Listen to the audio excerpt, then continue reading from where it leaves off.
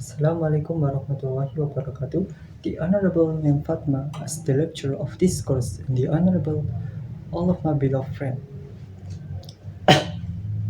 First of all, let's thank to Allah Subhanahu wa Taala who has given us some mercy and blessing, so we can attend in this course without any obstacle. Secondly, my salawat and salam to our beloved Prophet Muhammad sallallahu alaihi wasallam, who has guided us from the darkness to the lightness era in this world. Thirdly, I would like to say thank you for all of you for coming in my speech here today.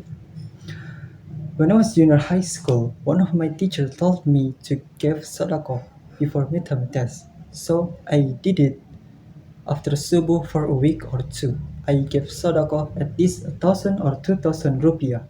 So when the test came, I could do all of the tests easily, like I knew all of the answers.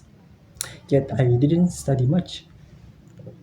After that, I got the highest score in some course.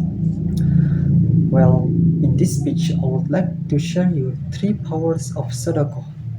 The first is Sodaqoh can decrease hardship. As I told you before in my story, giving Sodaqoh can make you easy to get something. But it is bigger than that. Not only will we get an easy life in this world, but also in the life after death. Even on the day of judgment, this sadaqah can become the source of getting into heaven.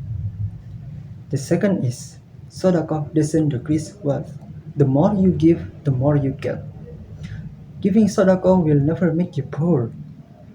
You will get more and more and more and more when you give sadaqah. Allah rewards that person at least 700 times greater than what he has spent in his path, as he says in the Quran.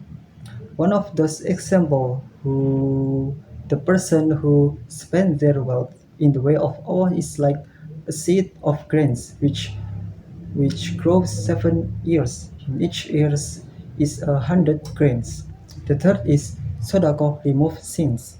Everyone in this life must have committed sins in their life, not major or minor, uh, because we only human who are not perfect.